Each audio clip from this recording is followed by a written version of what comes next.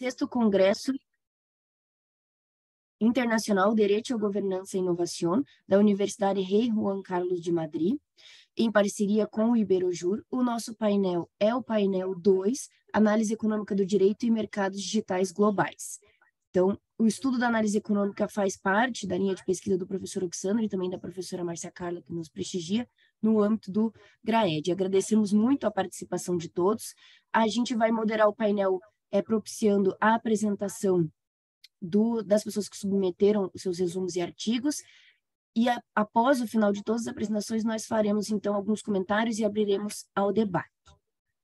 Então, inicialmente, gostaria de chamar a professora Yasmin Fernanda Pepritini, da Universidade Positivo, para apresentar o trabalho, papel da análise econômica do direito dentro das novas tecnologias. Excelentíssimos membros do Congresso, colegas acadêmicos e demais participantes, bom dia. É uma honra estar aqui hoje para apresentar o artigo, o meu resumo do artigo intitulado Papel da Análise Econômica do Direito dentro das Novas Tecnologias. E nessa oportunidade eu busco discutir a importância da análise econômica do direito na governança dessas novas tecnologias, destacando sempre como essa abordagem pode contribuir para enfrentar esses desafios econômicos e sociais decorrentes das rápidas evoluções tecnológicas. Como sabemos, né, na era atual, a gente presencia um cenário de uma rápida transformação impulsionada por avanços tecnológicos, como inteligência artificial, blockchain, big data, entre outras coisas. Essas tecnologias trazem consigo complexidades e demandas que exigem uma compreensão aprofundada dos impactos econômicos dentro da sociedade. Então, nesse aspecto, a análise econômica do direito desempenha um papel fundamental, porque permite avaliar os incentivos econômicos que moldam o comportamento dessas questões envolvidas, como empresas, usuários e também governo. Aplicando essa análise econômica do direito, a gente é capaz de projetar incentivos adequados para promover a conformidade, inovação e a eficiência econômica, sendo importante compreender esses impactos das políticas e regulamentações que permitem ajustar essas políticas de forma a maximizar os benefícios sociais e minimizar os efeitos adversos. Então, à medida que existe uma falta dessa análise econômica, pode resultar em regulamentações ineficientes. Isso pode levar a políticas excessivamente restritivas que desencorajam a inovação e também a competitividade, ou também políticas insuficientes, que não protegem adequadamente os interesses dos usuários e a segurança da sociedade como um todo. Portanto, é sempre essencial a gente abordar esse desafio de uma forma efetiva. Para alcançar esses objetivos dentro da pesquisa, vou buscar utilizar uma metodologia de pesquisa que combina abordagens comparativas, históricas e também revisões bibliográficas. Isso vai me permitir analisar de uma forma completa e robusta o problema proposto, compreendendo as relações entre a análise econômica de direito e a eficiência regulatória com as dimensões econômicas e sociais. As principais conclusões desse estudo destacam que a análise econômica do direito desempenha um papel crucial na governança das novas tecnologias.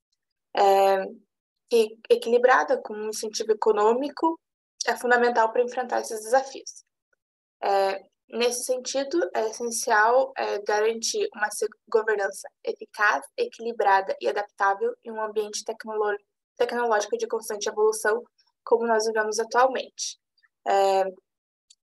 Em conclusão, é crucial reconhecer o papel e a importância da análise econômica de direito, e por meio dessa abordagem sólida, a gente é capaz de projetar essas regulamentações eficientes que promovam a inovação, competitividade e conformidade, com equidade e proteção também dos direitos fundamentais. Assim, a gente pode enfrentar os desafios econômicos e sociais trazidos pelas novas tecnologias e também aproveitar plenamente os benefícios que elas podem nos trazer. Agradeço a atenção de todos e estou disponível para trocar sobre isso. Muito obrigada. Muito obrigada pela sua participação, Yasmin. Pronto. Agradecemos, então, a sua apresentação, uma ótima exposição, e posteriormente, então, a gente vai poder abrir para o debate, porque com certeza essa temática vai ter muitos comentários, tá? Muito obrigada, Yasmin. Agora nós vamos para a apresentação da Stephanie da Silva Litz, da Faculdade de Direito da Universidade de Lisboa, em Portugal, sobre o tema Modificação na oferta de emprego, a experiência portuguesa em políticas de requalificação profissional, Reskills. Stephanie. Bom dia a todos, ou boa tarde, não sei onde estão todos. Primeiramente, agradeço aos professores pela oportunidade e também cumprimento os demais presentes no painel. Eu gostaria de compartilhar a minha tela, não sei se é possível. Só um momentinho. Pode compartilhar, sim. Tá.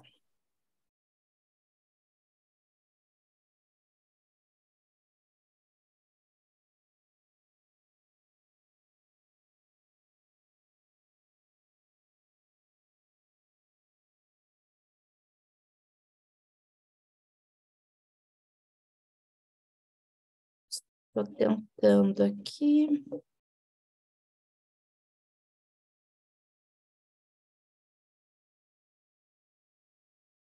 Acredito que já estejam visualizando. Sim, a gente já está visualizando essa tela. Tá. Uhum.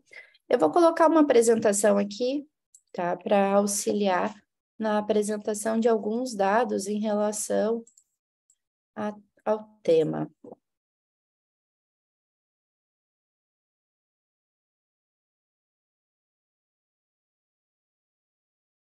Todos estão conseguindo ver?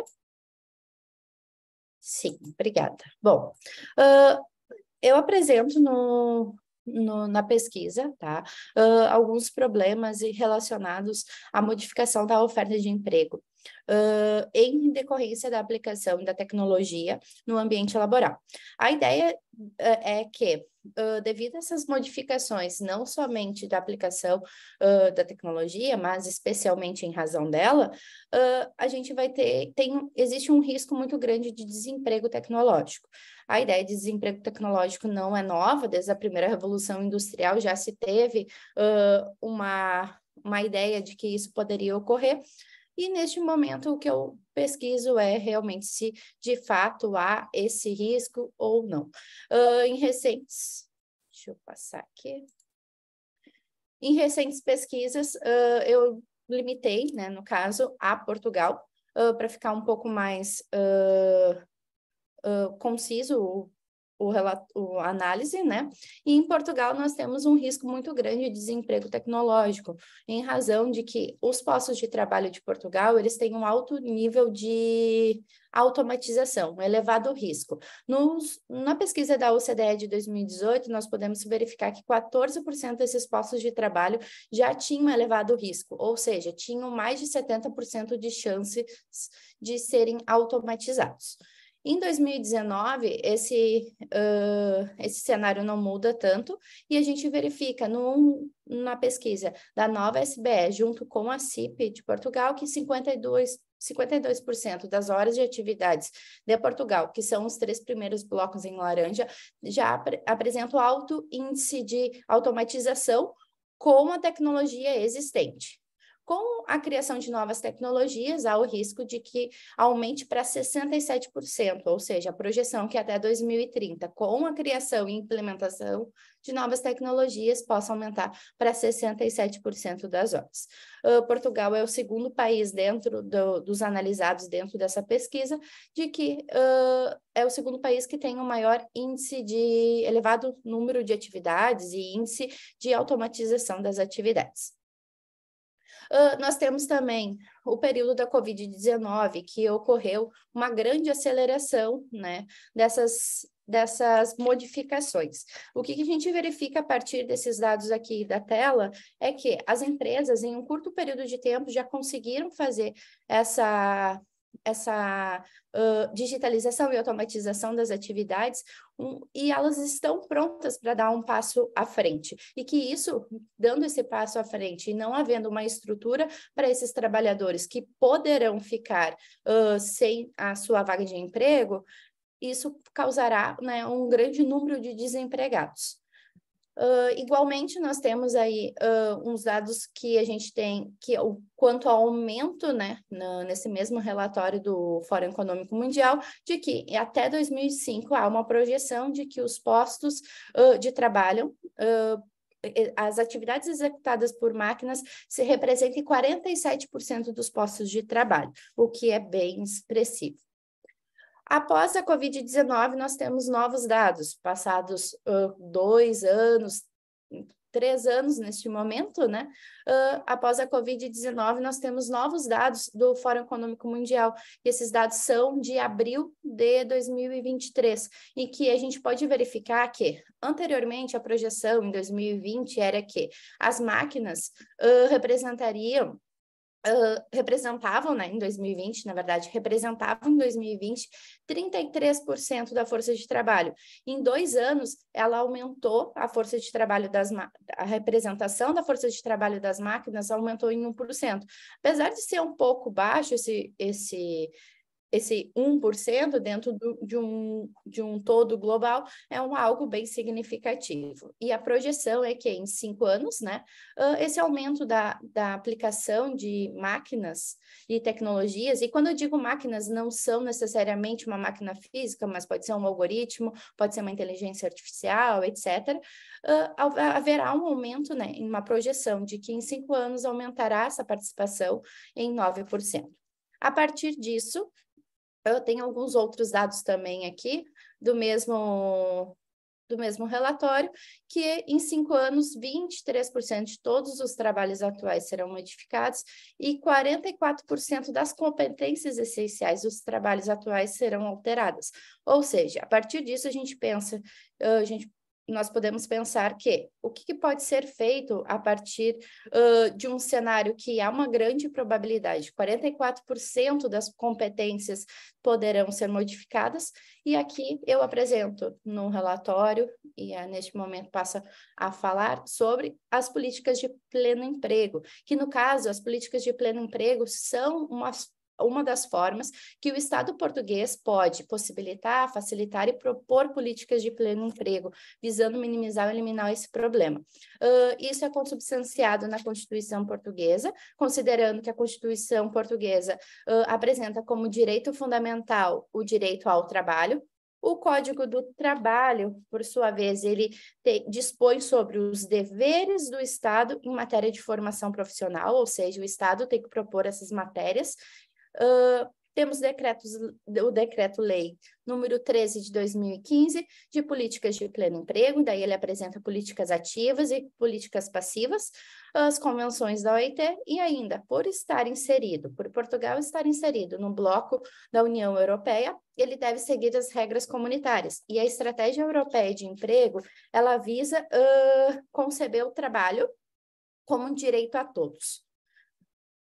Existindo esse risco de automatização e de desemprego, existindo a responsabilidade do Estado, o que pode ser feito?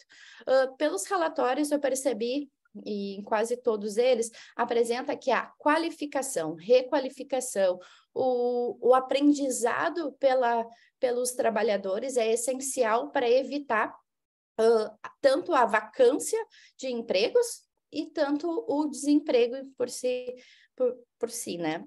E eu trouxe, então, algumas experiências portuguesas que elas passam pela educação, treinamento, qualificação desses trabalhadores que pretendem ingressar ou se manter nesse novo mercado do trabalho.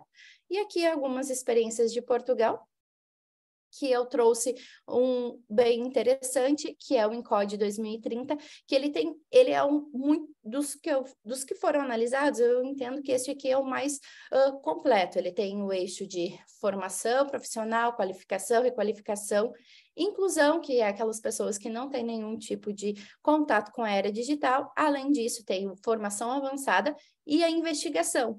E o objetivo da formação avançada em investigação é reter trabalhadores altamente qualificados em Portugal.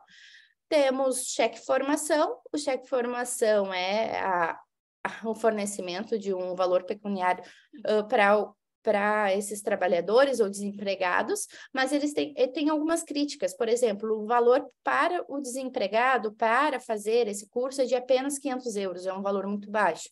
Além dos cursos não serem cursos muito extensos, são cursos de pouca duração e não pode ser acumulado com outros programas. O emprego mais digital eu acho bem interessante também, porque ele é com a Confederação Empresarial de Portugal, outros parceiros, tanto público quanto privado, e tem a participação do Fundo Europeu. Ele é voltado para para as empresas e para os trabalhadores das empresas que são associados na CIP. E isso, a partir disso, eles fazem análise das empresas e, a partir dessa análise, eles conseguem verificar planos de formação, quais as áreas que necessitam de melhor qualificação, treinamento, retreinamento. Por fim,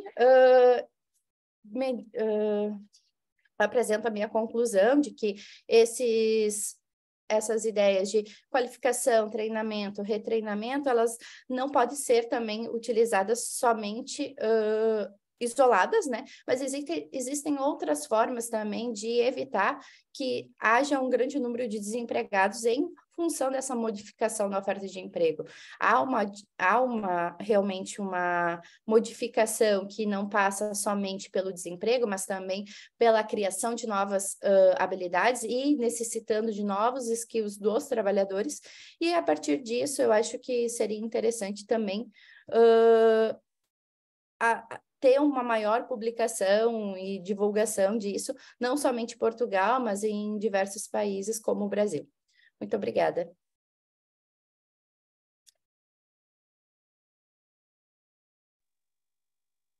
Muito obrigada, Stephanie. Parabéns pelo seu trabalho. Com certeza esse é um tema muito interessante e que nós visualizamos que a cada avanço tecnológico ele volta a ser questionado, né, por todos. Ao final, a gente também pode conversar sobre essa temática. Então, eu chamo o próximo trabalho do professor Eduardo Oliveira Agostinho e Gregório Portugal de Oliveira Furquim, da Pontifícia Universidade Católica do Paraná, sobre o tema do marco legal das startups e a impossibilidade de participação de terceiros investidores na tomada de decisão das startups. Bom dia a todos. Obrigado, Miriam. Então, hoje eu vou apresentar, como a Miriam falou, o trabalho Marco Legal das Startups e a impossibilidade de participação de terceiros investidores na tomada de decisão das startups, e ele é fruto do meu trabalho de conclusão de curso, né, que foi orientado pelo professor Agostinho. E, enfim, nele eu vou discorrer brevemente sobre o Marco Legal das Startups e a importância do investimento de risco para o desenvolvimento do ecossistema empreendedor no Brasil, né? Pois bem, as startups, elas são empresas notadamente inovadoras e tecnológicas, que são projetadas para criar produtos e serviços em condições de extrema incerteza. Elas desempenham um papel de destaque na economia mundial e vêm impulsionando o desenvolvimento tecnológico e a busca por escalabilidade entre os países. Visando se alinhar com essas tendências globais e fomentar o ambiente de negócios voltado para as startups, em 2021, o Brasil instituiu o Marco Legal das Startups e do Empreendedorismo Inovador, por meio da Lei Complementar 182. E nessa legislação, nós podemos ter como pontos de destaque, tomar como pontos de destaque a definição jurídica de startup, que não existia até então, e a identificação de alguns instrumentos voltados ao fortalecimento das condições para o desenvolvimento dessas atividades no país. Um dos principais desafios que as startups enfrentam ao longo de sua vida é a captação de recursos financeiros para impulsionar suas operações até que elas atinjam o seu equilíbrio financeiro, né, o chamado break-even.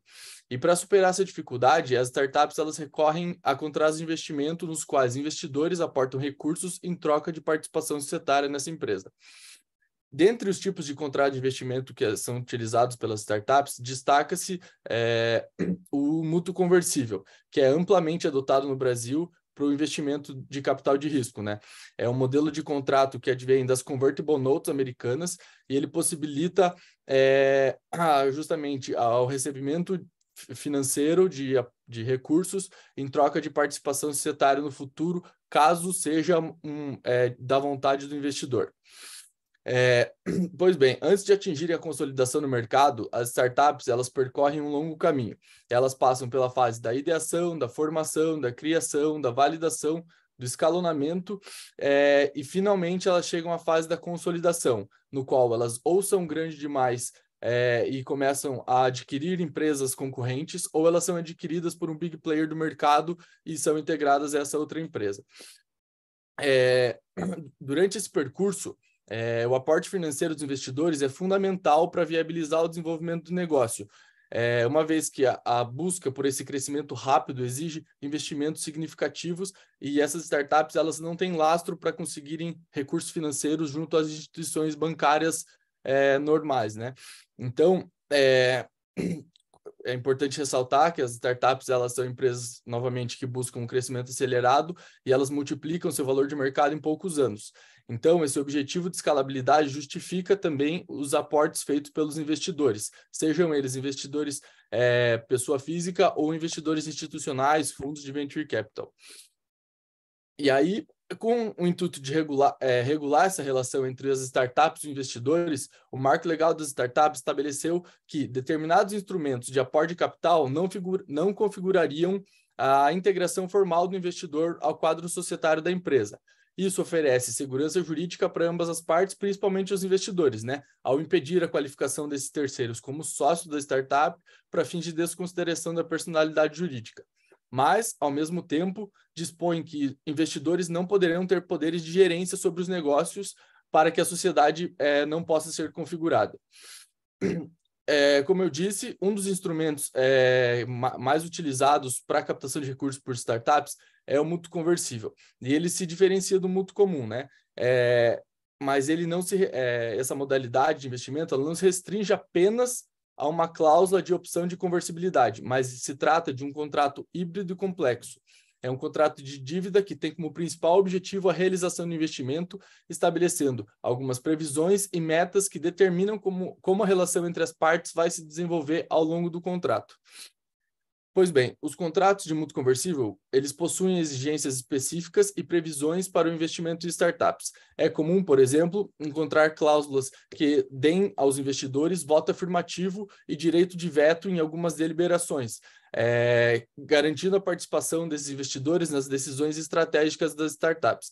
Isso ocorre por quê? Porque os investidores, a grande maioria, por serem investidores seriais, eles já têm experiência e eles desejam assegurar que não vai haver desvirtuações e que os erros serão mitigados durante a maturação e desenvolvimento da empresa. Dessa forma, o propósito do trabalho é analisar a partir do método hipotético dedutivo, se esse direito de veto dos investidores, esse voto afirmativo, poderia configurar a gerência desses investidores sobre o negócio e acarretar, assim, risco de uma consideração de sociedade, desconsideração da personalidade jurídica. Dessa forma, primeiramente, é importante ressaltar que a liberdade contratual entre as partes é um princípio fundamental no ambiente de negócios. A Lei da Liberdade Econômica, que foi promulgada em 2019, buscou aumentar a autonomia dos relacionamentos particulares e reduzir a intervenção estatal nas atividades econômicas. Essa legislação apoia a liberdade contratual e promove um ambiente favorável ao investimento de risco em startups. Assim, é fundamental reconhecer a legalidade do direito de veto dos investidores. Esse direito não configura uma interferência direta na administração da startup, mas sim um controle externo exercido pelos investidores para garantir que os recursos aportados sejam utilizados de forma adequada. Essa medida busca proteger os interesses de todos os envolvidos e garantir a sustentabilidade e o crescimento das startups. Concluindo, o investimento de risco, especialmente por meio do Venture Capital, ele desempenha um papel fundamental no desenvolvimento do ecossistema de startups no Brasil. O marco legal das startups e o uso dos contratos de mútuo conversível são avanços significativos para promover um ambiente favorável ao investimento de risco. É importante que essa legislação continue a apoiar e incentivar o crescimento, impulsionando a inovação e o progresso econômico no país. Agradeço a todos pela oportunidade e me coloco à disposição para eventuais dúvidas. Legal essa pesquisa, Gregório, parabéns, a gente com certeza consegue trazer muitos debates a partir dela. Obrigado. Passo a palavra para o próximo trabalho a ser apresentado, que é do Thales Barbosa e da Cláudia Garcia Roche, que trata de dilemas da tributação na economia digital, perspectivas da União Europeia e OCDE contra a concorrência fiscal.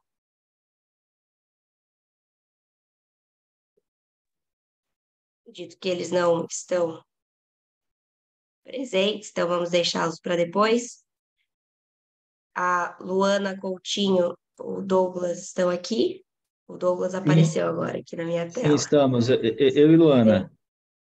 Tudo bem? Então, vamos passar a palavra para o trabalho Trusts como instrumento jurídico de planejamento tributário e problemática da ilusão tributária, discussões atuais no Brasil e um panorama para o futuro, de Douglas Ferrante e Luana Coutinho. A palavra é sua. Obrigado. Luana, quer começar? Oi, gente, bom dia, tudo bem? Eu queria começar a falar sobre um pouquinho da introdução do Trust, né? Que o Trust... Gente, eu vou desligar minha câmera porque tá dando problema, tudo bem?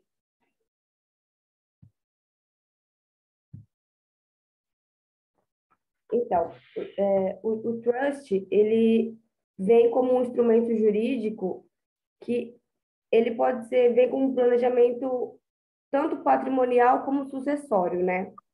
Então, assim, tem a figura do instituidor, né, que é o possuidor do bem, e que é a figura do settlor, que é passado para o settlor administrar esses bens, essas coisas, né?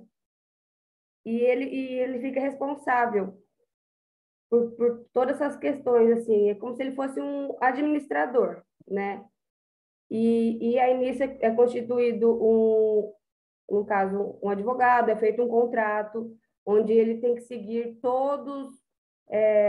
tudo que o instituidor mandar, né?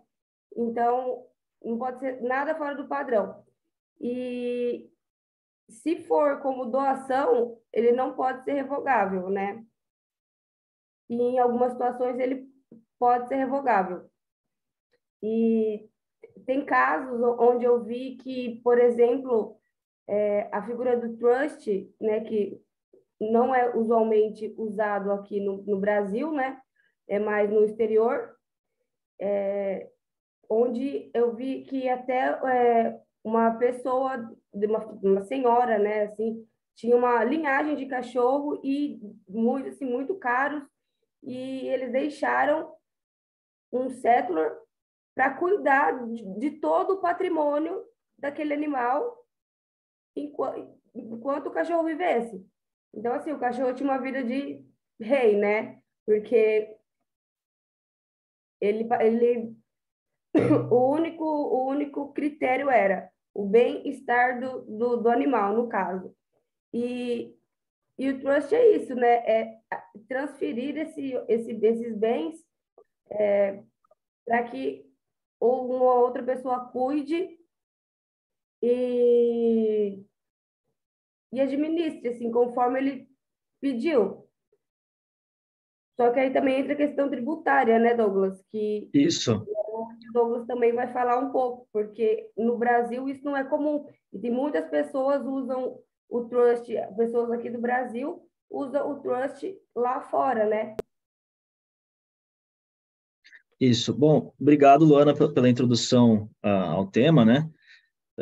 A figura do Trust, o Instituto Jurídico do Trust, ele foi desenvolvido primeiramente pela Equity Law, né, da Inglaterra, passando a ser incorporado ao Common Law. Vocês conseguem me ver na tela? Posteriormente, ele passa a ser incorporado pelo Common Law, né? Ele é um instituto, como disse a Luana, né, de planejamento patrimonial e sucessório, né? Muito mal compreendido aqui no Brasil, muito mal compreendido. Inclusive, até muitos livros que tentam falar sobre o trust no Brasil acabam falhando por não entender seu desenvolvimento. Indico nesse sentido, inclusive, os livros da Verônica Scriptori Freire de Almeida, né? O Direito dos Trusts no Brasil, Direito dos Trusts na Perspectiva Internacional, que são os melhores livros já escritos em idioma português. Ela passou o mestrado dela, o doutorado dela inteiro falando sobre os trusts, né? Basicamente, o trust ele é um ato jurídico unilateral, né, pelo qual um instituidor que possui algum tipo de patrimônio,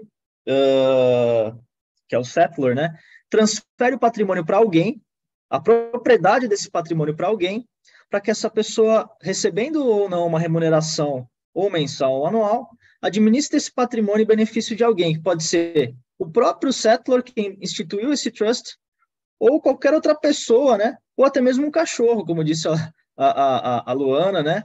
Ou até mesmo pessoas indeterminadas, como algum tipo de instituição de caridade, ou pessoas que tenham algum tipo de deficiência. Isso surge, né, no meio de uma Europa da Idade Média, marcada por uma profunda incerteza quanto à vida. Às vezes as pessoas iam para a guerra, né? E não sabia o que ia acontecer com esse patrimônio, então foi criada a figura do trust como meio de proteção patrimonial, né? O ponto central para a gente conseguir entender o trust é a questão o que caracteriza o trust? O trust seria uma sociedade, seria um contrato? Não. O trust nada mais é do que um ato unilateral que cria uma universalidade patrimonial, mas não é um patrimônio juridicamente conhecido por nós aqui no Brasil. Quando a gente, aqui no Brasil, a gente tem Douglas, eu tenho um patrimônio, ele responde, esse meu patrimônio responde pelas minhas dívidas, né?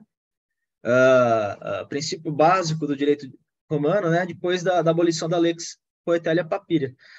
Sucede que o trust, ele é um tipo especial de patrimônio. Por que ele é um tipo especial de patrimônio? Quem recebe esse patrimônio, a propriedade desse patrimônio, para administrar esse patrimônio em favor de alguém, esse patrimônio ele é especial. Ele possui um regime jurídico muito especial. Ele não é atingido pelas dívidas do trustee, né, que é quem recebe o patrimônio do settlor para gerenciar esse bem em favor de alguém. Então, qualquer dívida, qualquer problema que o trustee, quem recebe o patrimônio, tiver pessoalmente, né, em relação a dívidas que ele contraiu, isso não vai atingir o patrimônio do trust, dessa universalidade de bens e direitos, porque ele é um tipo de patrimônio com afetação especial. Ele não responde pelas dívidas de quem o administra, de quem tem a sua propriedade após receber por meio do ato unilateral de instituição do settlor, né, que é quem detém o patrimônio.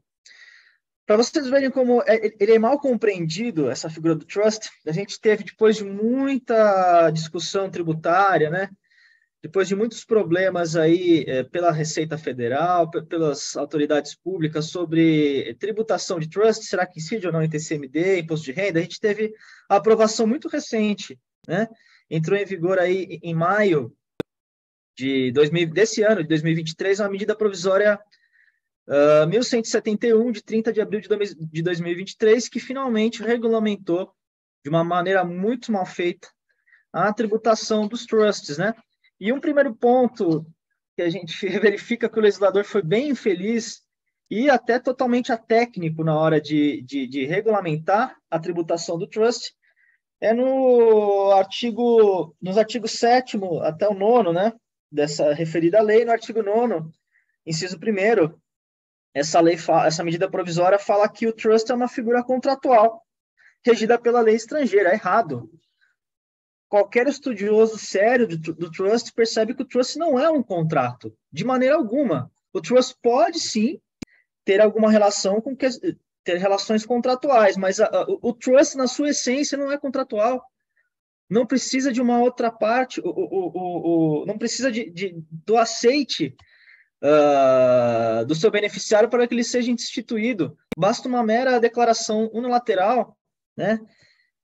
E um trust deed, né, uma escritura de trust, para que ele seja constituído. Ou seja, a lei já começa errando, essa medida provisória já começa errando a entender que o trust é um contrato, não é um contrato. Prosseguimos. Uma outra questão em relação a problemas de como essa medida provisória brasileira trata a figura do trust, né, é como que ela considera a questão da tributação, né? Então, a gente tem no artigo 7º, né, essa medida provisória falando que você considera...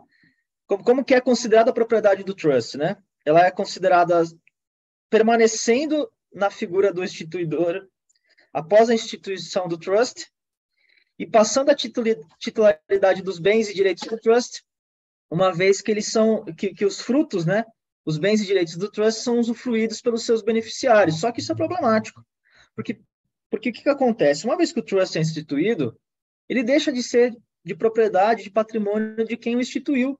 ele deixa de ser propriedade do settlor, né? Seja esse trust revogável ou não, porque os trusts eles podem ser ou não revogáveis, né? É uma figura muito flexível, né? Então, uma primeira questão é a seguinte: como pode a lei brasileira querer entender que o trust ele permanece sob titularidade, criar essa ficção jurídica de que o trust permanece sob titularidade do instituidor após a instituição do trust, sendo que uma vez que o trust foi instituído, a propriedade é passada para terceiros, que é o trustee, né? O depositário desses bens e direitos. Então, esse é um primeiro problema. A ficção jurídica criada pelo artigo 7º dessa medida provisória desconsidera totalmente a natureza do trust. Inclusive, talvez essa medida provisória, que foi aprovada muito recentemente, possa ser até recentemente, talvez, fruto de algum tipo de ação de inconstitucionalidade, porque é um absurdo, né? Bom, prosseguindo, essa medida provisória, ela também cria a possibilidade de tributação do trust, tanto em relação ao imposto de renda, né, IRPF, quanto a possibilidade de tributação do trust em caso de pelo ITCMD, né, que é o imposto de transmissão, ou pela causa mortis, né, falecimento de alguém, ou por conta de algum tipo de transmissão gratuita, né, que a gente chama de doação, né. Existia bastante embate na jurisprudência se o trust seria ou não fruto do tributo ITCMD. Essa medida provisória ela acaba por colocar uma pá de cal sobre essa discussão, não sem possibilidade de questionamentos, né, em relação à sua constitucionalidade. De qualquer forma, o ponto benéfico é que, pelo menos, finalmente, agora a gente tem alguma lei que regulamenta questões tributárias relacionadas ao trust, embora de uma maneira muito precária, né? Alguns outros pontos relacionados ao trust que são importantes de ser mencionados em relação a planejamento tributário e patrimonial é que agora, por conta dessa lei, né, a gente vai dessa medida provisória, os trusts, os bens e direitos que forem distribuídos por meio de trusts no exterior serão sujeitos tanto a ITCMD quanto ao imposto de renda, né, tanto em relação à pessoa jurídica quanto pessoa física, né, nos termos dessa medida provisória, com alíquotas que variam, né, podem chegar até 27,5%. Isso com certeza, isso em relação ao imposto de renda, né, e ITCMD vai variar de acordo com cada estado, porque o ITCMD ele é um imposto, é um tributo estadual, né. Isso com certeza deixa em alerta pessoas que fazem planejamento tributário ou sucessório por meio de trust, por conta dessa nova legislação, inclusive por conta dessa falta de segurança jurídica na má regulamentação do trust por meio dessa medida provisória. O último ponto que eu quero chamar a atenção é uma preocupação que é necessária quando da instituição do trust. A gente tem, por exemplo, um caso famoso envolvendo trusts, um trust que foi feito por aquele ex-deputado Eduardo Cunha, né? Ele tinha sido instituído, e aquele tempo ele não foi perseguido como patrimônio porque não estava no nome dele, né? A questão é que como o trust ele é uma figura muito flexível, esse trust alguns bens e patrimônios, né, foram transferidos por um terceiro num paraíso fiscal, né? Só que o beneficiário do trust era o próprio Eduardo Cunha. Então ele pega, ele tem alguns bens, né? Que foram frutos de propina. Ele institui esse trust, né, no paraíso fiscal e o beneficiário ele próprio. Isso é possível. Isso é totalmente possível no desenvolvimento do trust, e isso é praticado também no exterior, na Inglaterra, nos Estados Unidos, que alguém constitui um trust, transfere o patrimônio, mas ele próprio usufrua desse patrimônio. Mas isso foi considerado fraude à lei fiscal, né? Do jeito que foi praticado, inclusive, embora esse trust ele tenha sido transferido, né, do Eduardo Cunha para um terceiro, né, o trustee, ele era revogável. Então, foi entendido pelos tribunais brasileiros que, por conta disso, na prática, o patrimônio permanecia com esse ex-deputado, né, e ele foi condenado por conta disso. Então, muito cuidado na hora de constituir um trust. Se existir já uma ação judicial, a transferência de patrimônio para um trustee pode ser considerado fraude à execução. Se ainda não existir um processo judicial, pode ser considerado fraude contra credores, dependendo de como ele é constituído. Por isso, daí a necessidade, né, de contratação de um advogado, tanto brasileiro quanto estrangeiro. O brasileiro, para analisar a melhor situação, a melhor questão tributária, a melhor estratégia tributária na hora do trust ser constituído, e o advogado estrangeiro no país em que o trust for constituído, porque dependendo de cada situação, o trust pode ser ou não benéfico, né? Vai depender de cada estado, ou nos Estados Unidos ou lá na Inglaterra, né? Mas basicamente esse é o cenário atual sobre o trust. Muito cuidado com essa nova medida provisória 1178 de 2023, que entrou em vigor muito recentemente, faz 1 ou 2 meses, né? Certamente as empresas e pessoas físicas ficarão mais atentas na hora de constituir um trust. Fico aberto a dúvidas, pessoal. Eu e a Luana. Muito obrigada, professor Douglas e Luana, pela apresentação. Ao final, a gente vai abrir, então, para o debate sobre essa temática que realmente é muito interessante, ainda mais pelas atualidades que vocês trouxeram, né? Agora eu gostaria de chamar o professor José Aníger Fragoso Rei, da Universidade de Lisboa. Acredito que ele não esteja presente. Então, eu passo a palavra para a professora Márcia Carla Pereira Ribeiro e a Letícia Marinucci, da Pontifícia Universidade Católica do Paraná, para falar sobre o tema Startups no Brasil, ineficiência da promoção da inovação aberta sob a perspectiva da nova economia institucional. Professora Márcia. Obrigada, Miriam. A Letícia vai dar início e depois eu continuo a relatoria. Bom dia a todos. Todos conseguem me ouvir? Bom, eu me chamo Letícia Marinucci, sou mestranda na Universidade Federal do Paraná e o meu objetivo de pesquisa ao longo do curso do mestrado tem sido o empreendedorismo inovador com foco nas startups. E comigo, né, conforme já foi adiantado, a professora doutora Márcia Carla Pereira Ribeiro, que é docente titular das cadeiras de Direito Empresarial tanto na Universidade Federal do Paraná quanto na Pontifícia Universidade Católica do Paraná. Bom, e o tema que baseia a nossa exposição diz respeito à análise acerca da eficiência ou da ineficiência da promoção da inovação aberta sob a perspectiva da nova economia institucional, especialmente diante do papel atualmente assumido pelas startups, que são, conforme já adiantado pelo Gregório Furquim, organizações que operam em condições de extrema incerteza, em busca de um produto ou modelo de negócio com caráter inovador, repetível e escalável. E para que nós possamos compreender essa correspondência com a nova economia institucional, nós trazemos, então, o conceito de instituições e organizações. Para isso, é preciso levar em consideração que o mercado, por si só, ele acarreta custos de transação, que são os custos normalmente envolvidos nas negociações. Ou seja, quanto maior forem esses custos de transação, menor será a eficiência de um mercado.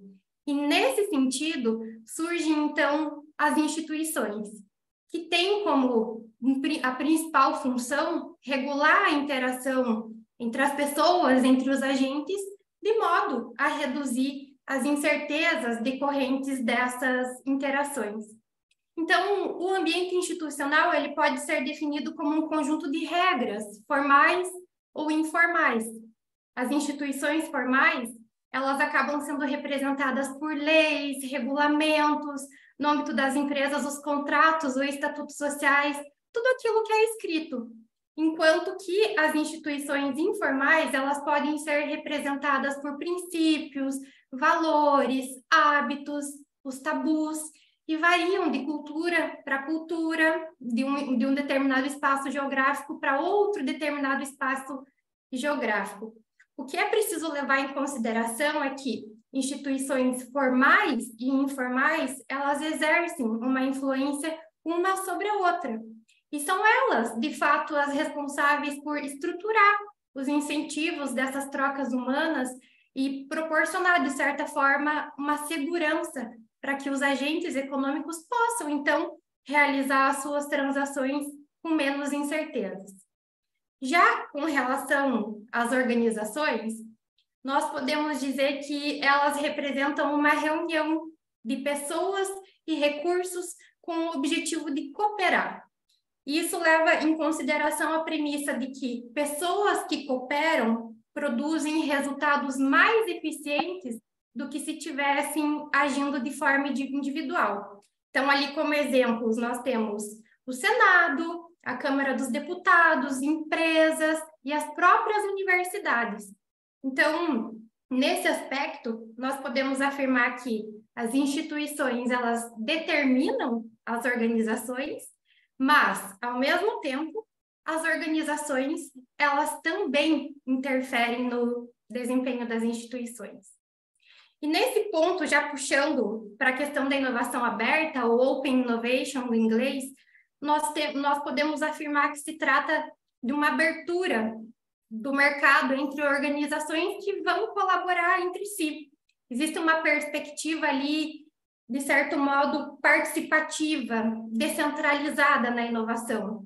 E é um modelo que possivelmente se torna viável a partir do momento que uma organização, uma empresa, uma universidade, entende que ela pode trazer soluções eficientes para dentro dela, reconhecendo que existem profissionais, de certo modo, mais capacitados, mais conectados com o mercado, ou seja, que estão fora dela.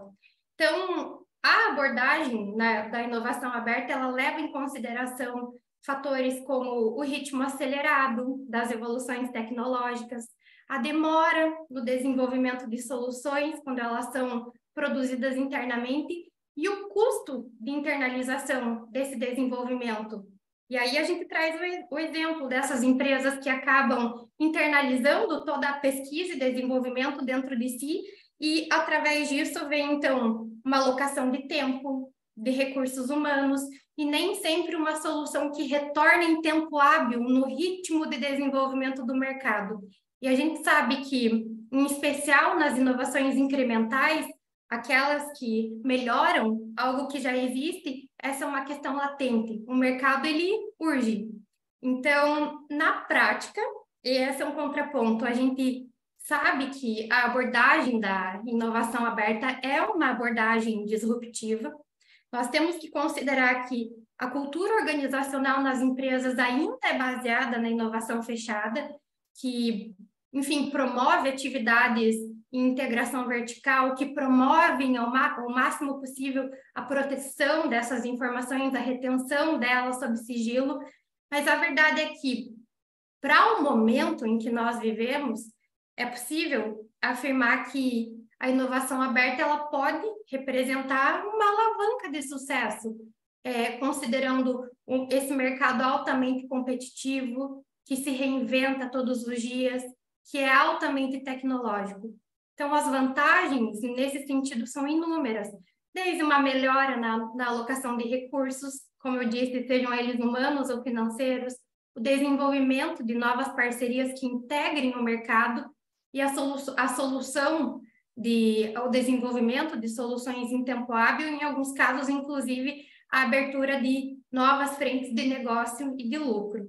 E um case de sucesso, inclusive, que eu acredito que vale a pena ser citado, é o exemplo da Natura, aqui no Brasil, que desenvolveu uma iniciativa chamada Natura Startups, que tem rendido muitos resultados. E ela é uma iniciativa baseada na inovação aberta, puramente na inovação aberta. E um outro ponto que também vale a pena ser ressaltado é que startups, mesmo que iniciem com um projeto incipiente, elas também podem recorrer à inovação aberta. Então, uma das tendências que a gente visualiza não só nas grandes corporações, mas também em startups, é a criação do chamado Corporate Venture, que é um fundo destinado ao investimento em outros negócios pela via da inovação aberta, justamente privilegiando essa questão. Poxa, a minha atividade é essa, eu domino este negócio, mas para eu incrementar o meu negócio, eu preciso inovar e recorrer ao mercado para, então, conseguir competir, para conseguir me manter ali como um player que represente e que tenha algum significado. Eu passo a palavra, então, para a professora Márcia Carla. Obrigada, Letícia.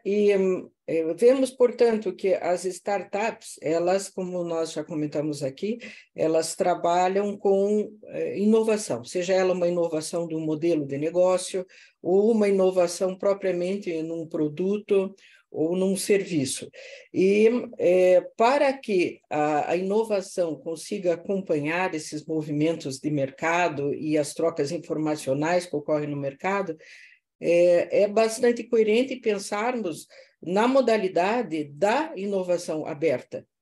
Porém, a inovação aberta ela encontra algum contratempo na realidade brasileira, justamente em razão de uma instituição informal que foi conceituada pela Letícia, que é a questão cultural.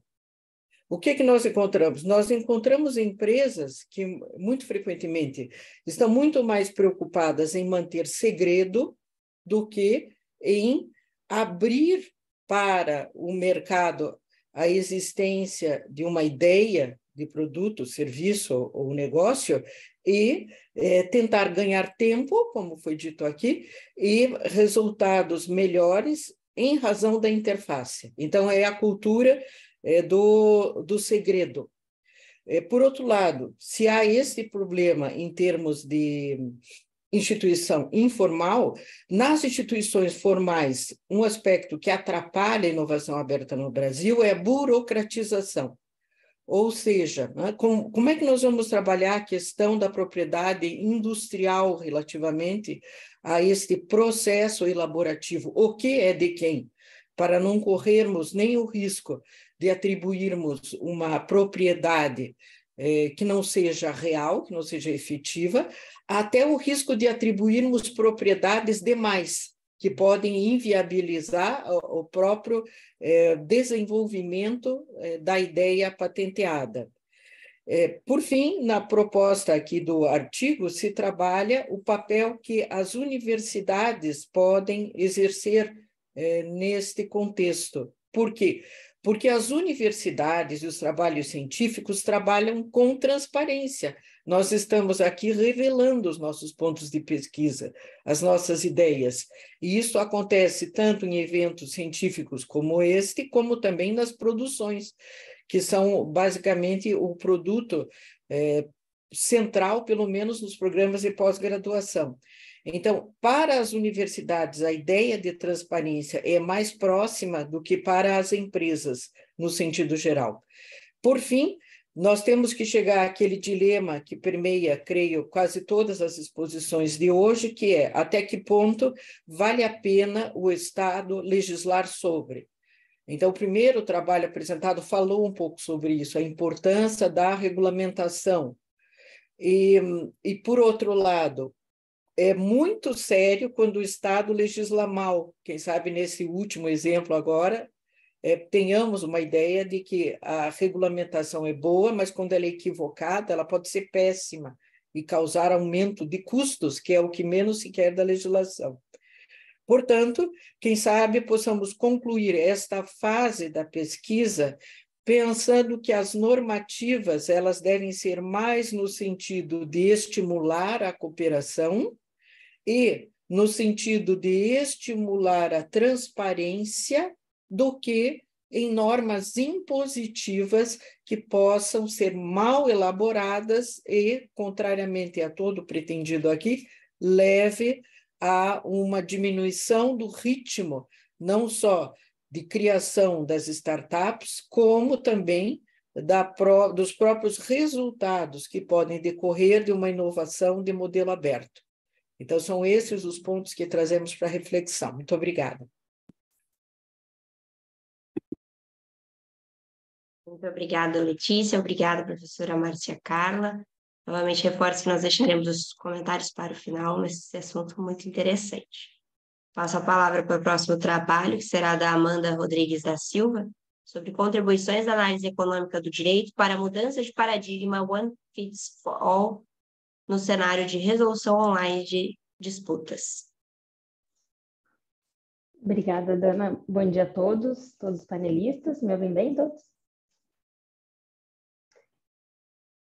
Então, o tema do meu trabalho, né, aí dentro desse painel de análise econômica, direito, né, cumprimento a professora Márcia Carlos, a professora Oxandra, além dos pesquisadores na matéria, né, tratar, então, justamente da contribuição à análise econômica para o aprimoramento dos meios online de resolução de disputas, né? Nesse contexto aí que a gente fala dos mercados digitais, né, os negócios e os relacionamentos entre esses agentes econômicos, obviamente está cada vez mais virtualizados, né? Os intermediadores digitais, né, que são, a gente falou aqui de startups, né? As startups, na grande parte delas, me parece, trabalham, né, com a ideia de realmente ser um intermediador digital de negócios, né? E esses players, então, eles passam a ter um papel relevante na resolução das disputas que ocorrem nesses contextos, né? Então, se a gente pensar no e-commerce, né, plataformas de meio de pagamento, plataformas de hospedagem, de mobilidade urbana, né?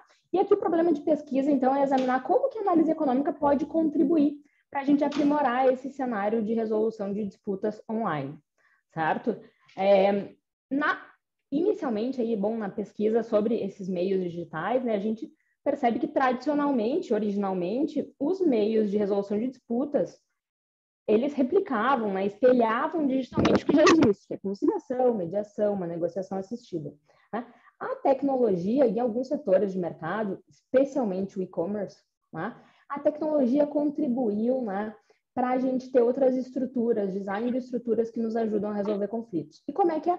E aqui a metodologia de trabalho foi pensar, né, trazer os pressupostos microeconômicos do litígio para examinar na prática como que eles incrementam ou aprimoram meios de resolução de disputas, né? O primeiro aspecto aí a ser tratado, né, que vem da microeconomia, que são os custos de transação, que já falamos aqui, né? Então, esses custos que envolvem tanto a busca de um parceiro, né, a busca de negociação e de execução daquilo que foi acordado, eles reduzem drasticamente com o uso de tecnologia, né? Isso é a conclusão mais óbvia, né? Tanto para a realização dos negócios, que acontecem de forma digital, esse custo já é bastante diminuído, quando a gente vai falar em resolver também, né? Então, reduzir custos, reduzir custo de tempo, né? Diminuição de barreiras até emocionais, a gente pode resolver pela internet, é algo que impacta profundamente, parece a conclusão mais óbvia. Um elemento distintivo aqui em relação a essas disputas que ocorrem por meio das plataformas é justamente o custo do enforcement, né? O custo da execução. As plataformas de e-commerce, por exemplo, trabalham com estruturas de meios de pagamento, o que possibilita, né, então, ressarcir alguém, né, prejudicado, né, fazer uma reserva do valor até que se defina a controvérsia e fazer o depósito para aquele, né, que é digamos, o vencedor da disputa. Né? Então, nesse sentido que há uma redução bem considerável quando a gente fala em custos de execução. Né? E vejam que apenas nessa modalidade, usando a tecnologia, a gente iria atingir tal objetivo. Né? Então, outro elemento aqui também para se pensar em relação à redução de custos é justamente quando a gente reduz custo para resolver uma disputa, né, a gente abrange disputas de menor valor. Né? Eu não ajuizaria uma ação judicial, por exemplo, para discutir um simples dissenso que eu tenha numa plataforma aí de e-commerce. Mas faria isso, com certeza, por meio da tecnologia, o que me traz um custo mais baixo. Então, esse é um dos elementos óbvios.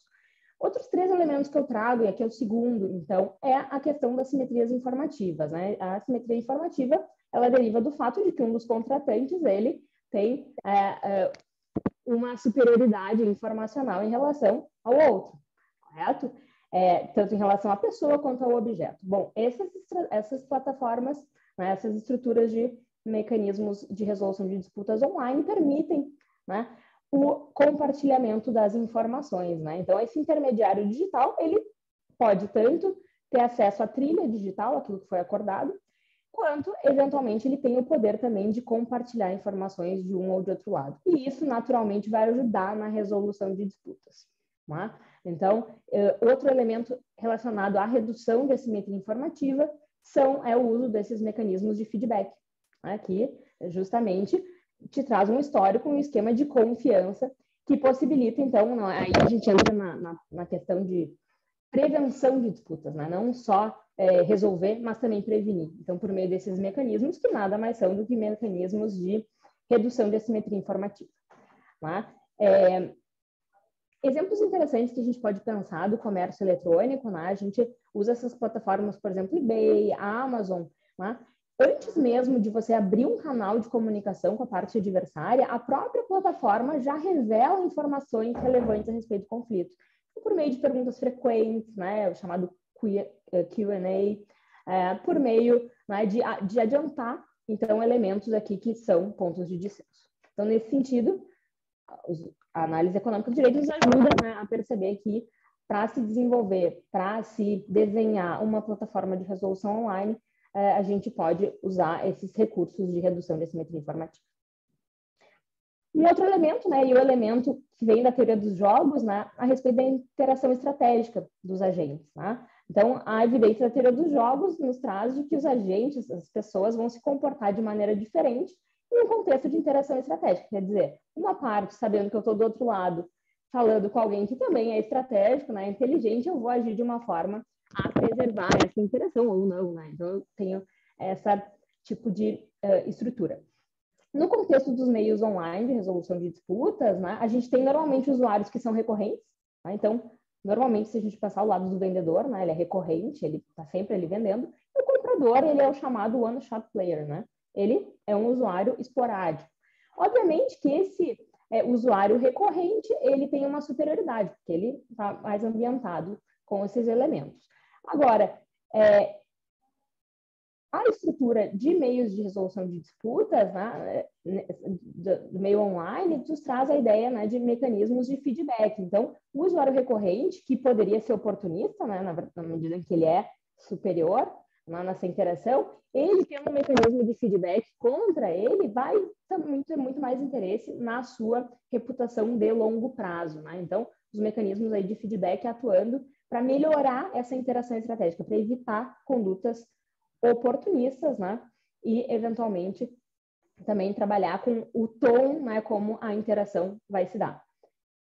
Para abrir aqui um exemplinho interessante, na plataforma do eBay, né? Eles tinham um problema relacionado ao tom das negociações. Então, para resolver, né? O vendedor e o comprador se encontravam, como que eles iam resolver a sua disputa. O eBay percebeu que o comprador, geralmente, é aquela pessoa que está mais frustrada e irritada. Então, né, com um campo aberto para descrever o seu problema, isso trazia já um tom negativo para a negociação, um tom negativo para a resolução da disputa. Com isso, o eBay mudou, então, alterou a forma de apresentar as informações e apresentou formulários fechados aos compradores. Assim, o comprador irritado não poderia escrever, né, o que quisesse. Ele teria que objetivamente indicar o seu problema, né, e, portanto, dar um tom, né, não tão negativo. O vendedor, por outro lado, ele tem um interesse, né, em resolver o problema e não está tão, né, digamos, pissed off, né, não está tão irritado. E para ele era oportunizado um campo aberto. E aí ele poderia, né, trazer um tom mais positivo, e foi isso que realmente aconteceu, uma melhora na interação entre os agentes, que obviamente só por tecnologia a gente poderia fazer isso, né? Se coloca os dois um na frente do outro, aí, né, a coisa já escala. Então, aqui é a tecnologia, né, ajudando nessa interação estratégica que os agentes vão ter no ambiente online. Para fechar, pessoal, trazer os elementos de economia comportamental também, que sempre são importantes quando a gente vai falar, né, trazer a abordagem da análise econômica. Atualmente, parece que há um incremento, né, na ideia do uso da tecnologia como indutora de comportamentos, né? Se fala hoje no nudging digital, né? Então, o nudge, naquele empurrãozinho agora dentro da perspectiva individual. Então, essas plataformas, sites, né, conseguem, por meio de ajustes na interface digital dos atributos visuais, né, induzir comportamentos, né? Então, em que medida isso pode ser usado também para, né, o aprimoramento de canais de resolução de disputas, né? Quando a gente fala também no processamento de linguagem natural, hoje a gente está vendo aí o ChatGPT, né, essas estruturas, que tá muito mais fácil também processar as comunicações, né? Isso pode dar um tom positivo para a resolução de disputas, né? Então, a evidência de que esses mecanismos online, então, evoluem para alternativas mais desenhadas, né, que têm um potencial tecnológico de resolver, a análise econômica, então, com esses pressupostos microeconômicos do litígio, pode ser um instrumento útil, né, para a gente aprimorar e desenhar de acordo com a disputa, o conflito que a gente está olhando, né? Então, aqui, realmente identificar esses meios de resolução online, né, como uma quarta parte para resolver disputas. Eu agradeço a atenção de todos, né, e fico à disposição aí para os debates que seguirão na sequência. Muito obrigada, Amanda, ainda mais pela atualidade do seu tema, né? Hoje a gente vê que bom que temos essa fuga do judiciário ou a possibilidade de a gente resolver pequenos conflitos antes que alcancem o judiciário. Então, o seu tema realmente é muito interessante. Então, eu gostaria de verificar se os outros 2 trabalhos estão presentes, do Thales Schmidt de Barbosa e Cláudia Garcia Roque. Acredito que não estão presentes. Ou o professor José Anijar Fragoso Rei. Também não estão. Então, agora eu, o professor Oxandro e a professora Dana, a gente vai apresentar o nosso trabalho e depois a gente entra nas discussões. Perfeito? O nosso trabalho, que a gente decidiu trazer como ponto de discussão também, se refere à regulamentação do teletrabalho transnacional sob a perspectiva da teoria do custo de transação.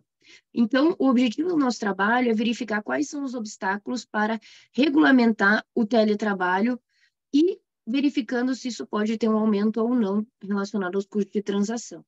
Então, por meio da metodologia lógico-dedutiva, a gente estuda os paradigmas de análise da legislação brasileira e avança para o estudo da legislação internacional sobre esse teletrabalho, principalmente focalizando num teletrabalho sem fronteiras. Então, aquele que o trabalhador mora em um país, por exemplo, e exerce seu trabalho para uma empresa de outro país, ou ele ainda se encontra como um teletrabalhador que mora em diversos locais diferentes, que hoje está se tornando algo comum nessa compreensão.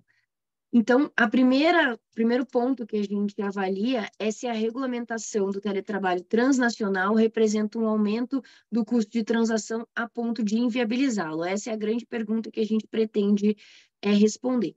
Então, a gente verifica as diversas modalidades de teletrabalho, então o home office, o trabalho até de longas distâncias, ou também essa questão de você trabalhar em diferentes fusos horários, diferentes realidades, e toda essa diferenciação de legislação que pode ocorrer. A gente avalia também o fato de que a escolha da jurisdição e da legislação aplicável pode, inclusive, ser um fator para a escolha de determinados trabalhadores. Inclusive, eu tenho um colega até fazendo um adendo aqui, que ele trabalha nesses sites de apostas, que hoje está sendo muito comum, né? Mas o site que ele trabalha, a empresa que ele trabalha, ela está sediada em outro país. Então, na lógica do trabalho dele, ele trabalha no fuso horário deles, num fuso horário não muito comum aqui no Brasil, né? Então, se não me engano, é das 5 da tarde até umas 2, 3 da manhã aqui no Brasil, mas lá acaba sendo uma lógica interessante, até pelo horário dos apostadores também. E o contrato dele é todo regido pelo país que o contratou, embora ele exerça e viva o trabalho aqui, ele viva aqui no Brasil. Então, a gente estuda quais são as alternativas que poderiam ser compreendidas como soluções para isso. Se utiliza a legislação do trabalhador, se utiliza a legislação da empresa que está contratando, se é possível fazer eleição de uma jurisdição a ser aplicável, ou se vai se aplicar o grande princípio da norma mais favorável e fazer uma composição relacionada a isso. E, posteriormente, a gente avança, então, para o estudo da análise econômica do direito, em especial a teoria de custos de transação, para poder fazer essa avaliação. E aqui eu passo a palavra para a professora Dana para complementar sobre esse ponto. Obrigada, Miriam. Obrigada, pessoal, pela participação aqui no evento. Se a gente começar abordando, então, a ideia de que a economia de mercado é esse espaço de interação entre os indivíduos por meio de trocas voluntárias para alocação de ativos, e também que as pessoas tendem a fazer trocas quando as partes têm esperanças de ganho ou expectativas reais de ganho, de melhora da sua própria situação, é a maximização dos interesses das partes envolvidas que estrutura esse mecanismo de livre mercado e operacionaliza todas essas trocas. Só que esse sistema ele tem custos inerentes a essas trocas, desde o início até o exaurimento do objeto, que são os custos de transação. Quando esses custos forem muito elevados, a gente tem uma dificuldade, uma redução, ou até uma possibilidade de impossibilitar a ocorrência dessas transações. Se a gente pegar as premissas dos autores da nova economia institucional, a gente percebe que a ação estatal ela deve ser dirigida, sempre que possível, a uma redução dos custos de transação, facilitando uma obtenção de um resultado eficiente para a ação individual. Então, isso de modo a fomentar essa troca entre pessoas que objetivam melhorar a situação própria. Esses custos eles podem ser reduzidos, mas não eliminados, já que eles decorrem dessa necessidade de negociação e cumprimento desse contrato. Williamson define esses custos como custos ex ante da redação, negociação e criação de garantias de um acordo, e, em especial também os custos ex post, de inadequação e ajustamento que surgem quando a execução do contrato ocorre de uma forma equivocada, como resultado de lacunas, erros, omissões, distúrbios não antecipados. Então, em outras palavras, os custos para colocar o sistema econômico em funcionamento. Junto com essa teoria, a gente tem a ideia de Simon sobre a racionalidade limitada, um instrumento para lidar com as limitadas habilidades humanas de compreensão e de cálculo na presença de complexidade e incerteza. Então, se a gente assume que essa racionalidade limitada de Simon está presente também nos contratos, inclusive laborais, que seriam sempre contratos incompletos, né, que compõem um cenário frequentemente carregado pela falta de confiança interpessoal e organizacional. Então, complementando com uma hierarquia geralmente fluida, supostamente democrática e pouco propensa a promover e exigir comportamentos éticos.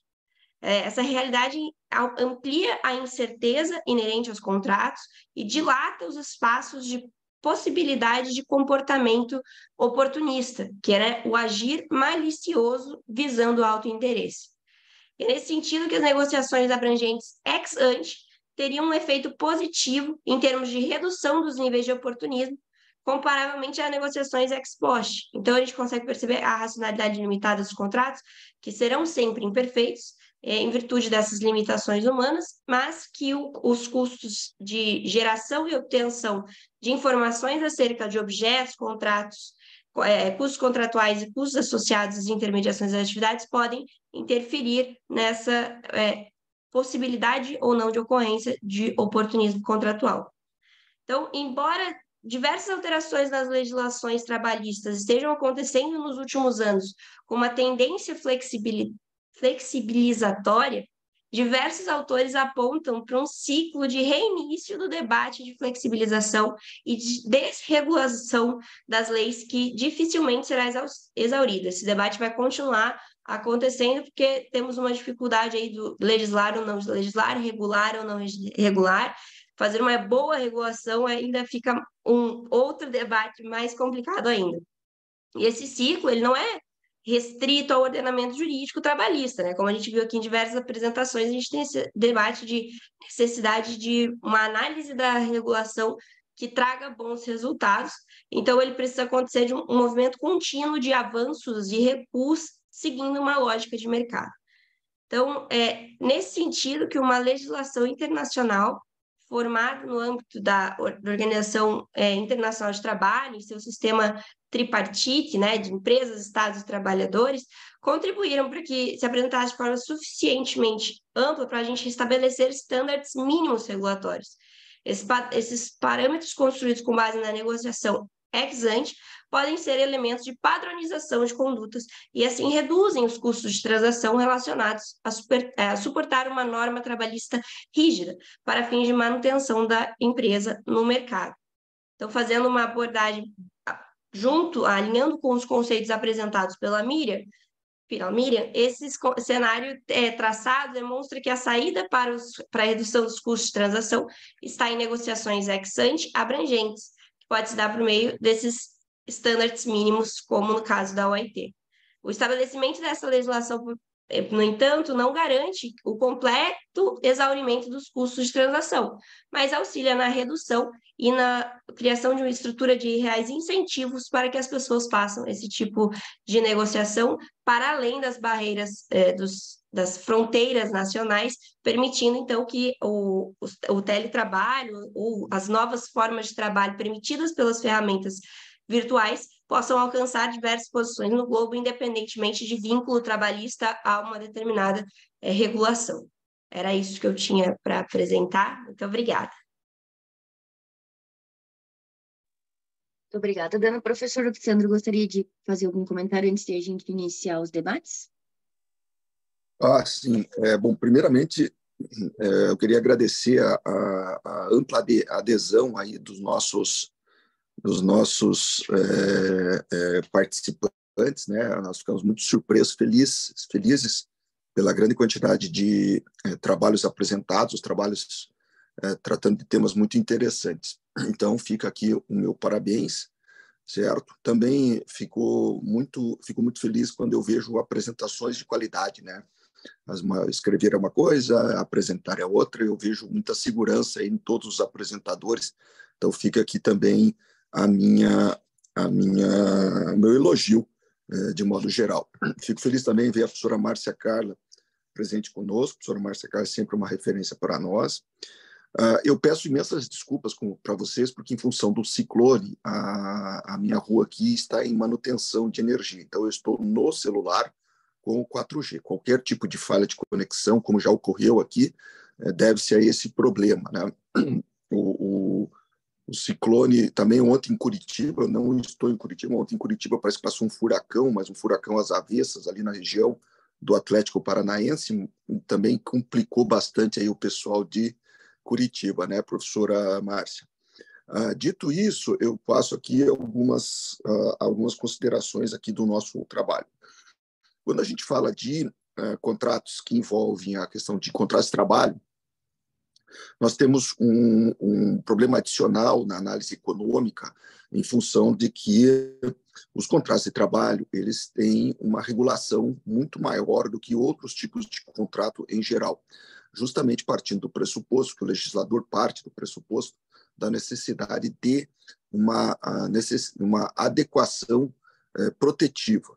Quer dizer, até que ponto, dentro de uma relação laboral, como é o caso do teletrabalho, aquele empregado tem algum nível de poder negocial capaz de colocá-lo na mesma situação que o contratante. E o legislador parte, eventualmente, evidentemente do pressuposto, de que não há esse equilíbrio contratual na celebração de contratos de trabalho, razão pela qual há uma grande intervenção estatal sobre esse modelo de contratação. Agora, como só ia acontecer na legislação em geral, né, é muito incomum que a legislação se antecipe aos problemas sociais. E a questão do teletrabalho, ela vinha ganhando grande corpo, mas me parece que a pandemia fez com que vários passos fossem antecipados, né? E, em função da antecipação desses passos, a legislação ficou um tanto quanto defasada. Alguns aspectos que foram trazidos pela Miriam, pela Dana, são realmente relevantes, como é o caso. Afinal de contas, qual é a legislação aplicável? Eu mesmo conheço também uma pessoa, Dana, que ele trabalha para uma empresa canadense. Ele é de Curitiba, trabalha numa empresa canadense. Mesma coisa, o horário de trabalho dele é o horário padrão canadense, o que faz com que ele trabalhe num horário diferente. Eu poderia aqui estabelecer uma discussão, por exemplo, se ele teria direito a um horário noturno, ao acréscimo do horário noturno, o trabalho noturno que ele faz, e assim por diante. Outro aspecto que ele tem que estar à disposição, ou seja, ele tem direito a hora extras? Não, ele recebe a mesma remuneração. Eu conversei com ele a esse respeito, ele disse, não, a minha remuneração não varia, eu tenho que estar disponível, né, o tempo todo para a empresa, tem um horário no qual eu sou obrigado a trabalhar, então, digamos assim, tem um horário de jornada, mas além do horário de jornada, ele tem que estar disponível. E de vez em quando, realmente, nós sabemos que no setor de tecnologia, essa demanda pode ocorrer fora do horário da jornada tradicional. Mas ele, no final do mês, ele recebe exatamente a mesma remuneração que ele recebe sem essa extra jornada. Só para explicar, ele é remunerado por um conjunto básico de horas, que sejam elas usadas ou não pela empresa, a empresa remunera, e as horas adicionais são pagas para ele. Mas essas horas adicionais, elas não têm um acréscimo, por exemplo, se essa hora for noturna, ou às 3 da manhã, e coisa que o valha, né? ele recebe exatamente o mesmo valor de hora daquele horário de jornada. Então, são aspectos realmente que vêm, e a análise econômica nos fornece muitos instrumentos interessantes para que a gente possa discutir, porque me parece que essa é uma tendência muito grande do mercado. Então, eram essas minhas considerações, Dana e Miriam, e agora a gente pode começar, e acho que nós temos aí um tempo ainda para uns debates, acho que talvez meia hora, eu estou aqui só com o celular, mas aproximadamente meia hora, e eu queria saber como é que nós vamos coordenar essa questão dos debates. Eu fiz aqui uma série de anotações para cada texto, né, para cada apresentação. Caso vocês entendam conveniente, eu posso fazer a provocação para todos os autores aqui. Muito obrigada, professora. Acho que a gente pode sim falar por trabalho, que daí a gente consegue seguir uma ordem e também as outras pessoas que estão no evento, se quiserem participar. Mas vamos manter, então, esses 30 minutos de debate, porque o próximo GT já vai começar logo em seguida. Então, a gente pode começar pelo trabalho da Yasmin. Eu achei muito interessante o seu trabalho sobre essa regulação e inovação, e quando ela trouxe a apresentação dela, eu me lembrei muito da possibilidade do sandbox, né? Aquele ambiente de regulação um pouco mais dinâmico. Então, eu queria trazer isso como um ponto, talvez, para uma pesquisa futura, né? Que eu acredito que se encaixa bastante com o seu trabalho. Eu queria acrescentar aqui para o trabalho da Yasmin, que foi apresentado pela Yasmin, a questão ela utilizou uma expressão chamada, que eu vou aqui denominar de eficiência regulatória. Quando a gente trabalha com a ideia de eficiência, Yasmin, é sempre muito difícil a gente parametrizar uma eficiência. De modo geral, as regulações são regulações que eu chamo de incompletas, ou seja, elas conseguem promover a regulação até certo ponto e existe exatamente um vácuo nesse processo regulatório. Portanto, quando a gente fala de eficiência regulatória, caso você vai avançar aí nos seus estudos, tenha sempre muito cuidado de definir que tipo de eficiência você está falando, para você limitar o escopo, uma vez que existem vários tipos de eficiência. Então, por exemplo, numa arguição, vamos imaginar aqui de uma banca de mestrado ou de um trabalho de conclusão de curso, ou o que seja, né?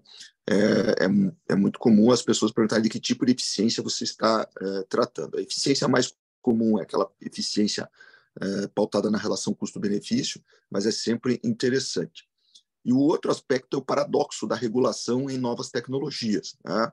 Porque regular novas tecnologias, e eu achei interessante o seu link com o tema da governança, mas regular novas tecnologias é sempre um desafio, porque a regulação fica facilmente superada pelos avanços tecnológicos, que são muito mais rápidos, né, do que o avanço da regulação. Vide aí aspectos como regulação de criptativos, regulação de outros elementos, outros digamos assim,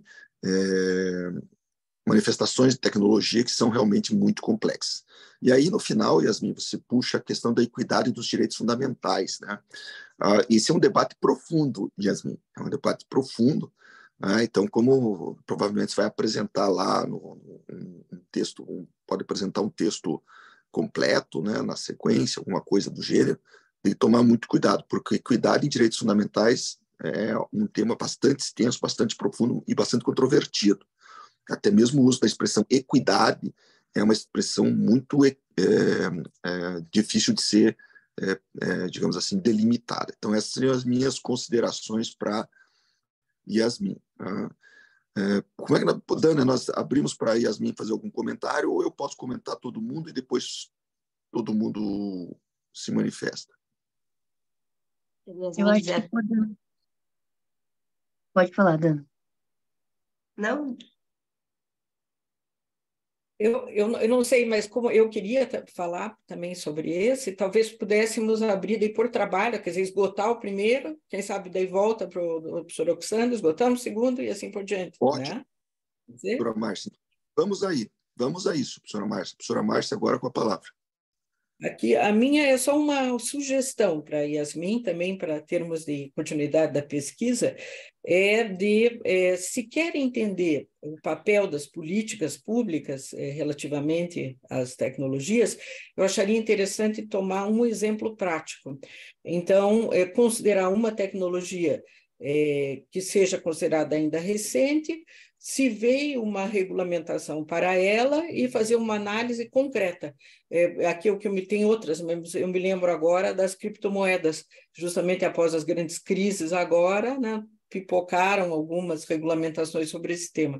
Eu acho sempre interessante trazer uma situação e dizer assim, aqui provavelmente o legislador acertou ou errou, porque não dá nem para aquilatar resultado, porque é muito novo, mas pelo menos é um indicativo em relação a uma aplicação prática.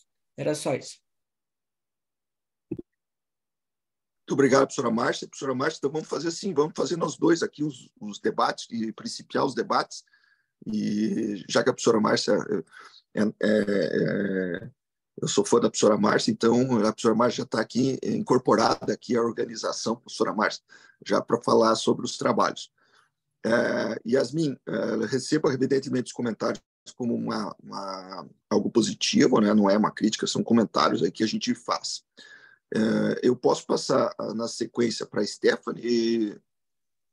Professor, só queria comentar que nós temos alguns colegas presencialmente em Madrid, tá, que entraram em contato, que estão assistindo e acompanhando o painel. Então, não estamos somente online, estamos também em transmissão, apenas para dar um oi para eles e podemos prosseguir dessa forma sem problema nenhum, professor.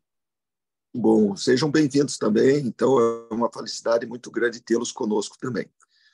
Muito bem, na questão da Stephanie, ela toca também num ponto que eu me recordo de uma palestra que eu dei em Valência, Stephanie, sobre a questão de tecnologia e trabalho para o advogado.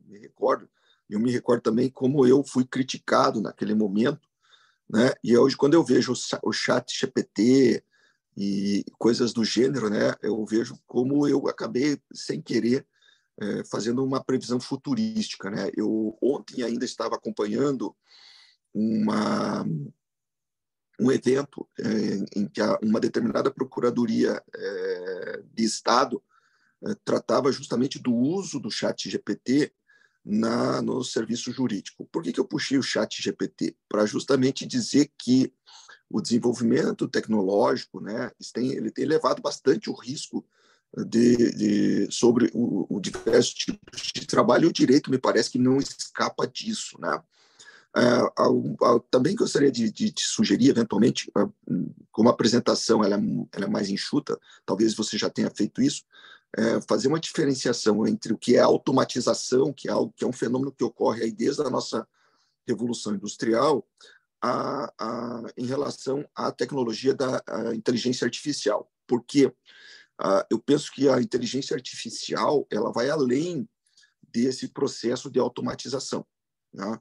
Ela tem um caráter mais profundo que o processo de automatização, uma vez que a automatização, como eu disse, ela é constante, vem desde as máquinas a vapor, tear e assim por diante, e hoje avança muito fortemente. Eu dou um exemplo, eu trabalho com empresas, né?